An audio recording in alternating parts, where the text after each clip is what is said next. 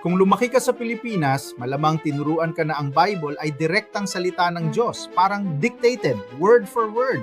Pero paano kung hindi ganun kasimple? Alam mo ba na ang Bible ay hindi lang isang libro, kundi isang koleksyon ng mga libro at hindi ito isinulat ng iisang tao? Sa katotohanan, ang Bible ay binubuo ng mahigit 60 books na isinulat ng iba't ibang tao sa loob ng mahigit 1,000 years. Iba-iba ang kanilang panahon, kultura, karanasan at layunin sa pagsusulat. May mga manunulat na hindi tiyak ang pagkakakilanlan, may mga leader ng komunidad, mga guro at mga taong nagsusulat mula sa kanilang sariling pananaw at sitwasyon.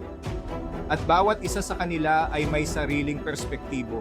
May mga bahagi ng Bible na parang kasaysayan, meron ding poetry tulad ng Psalms. Meron ding mga liham parang mensahe para sa mga partikular na komunidad na may pinagdadaan ng problema noong sinaunang panahon. Ibig sabihin, hindi lahat ng mababasa natin sa Bible ay dapat intindihin sa parehong paraan.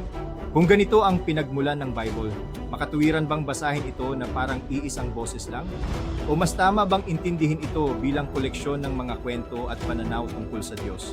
Hindi ibig sabihin nito na walang halaga ang Bible. Para sa akin, ito ay inspired, hindi dahil dictated ito ng Diyos word for word, kundi dahil ipinapakita nito kung paano hinanap, inintindi, at naranasan ng mga tao ang Diyos sa iba't ibang panahon. Pero kapag ginamit ang Bible para kontrolin, takutin, o husgahan ng iba, doon nagkakaroon ng problema.